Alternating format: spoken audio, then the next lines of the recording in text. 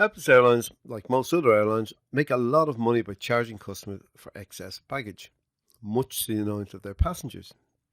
However, the rules that Helpless use are quite complicated, and so it really is not surprising that passengers find it difficult to work out the charges they're going to incur. Let's list them out. 1. If the passenger's luggage is less than or equal to 15 kilograms, there is currently no charge. 2. If the passenger's luggage is greater than 15 kilograms but less than 20 kilograms, they will incur a charge of $2.35 per kilogram in excess of 15 kilograms. 3.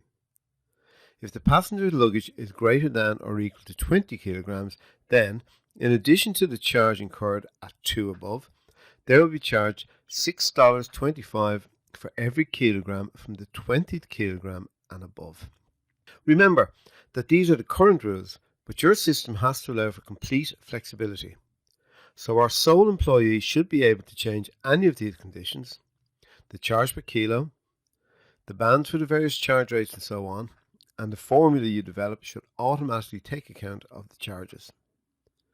To assist you in your efforts, a passenger who has 21 kilograms under the above rules will have to pay $21.90 as a charge.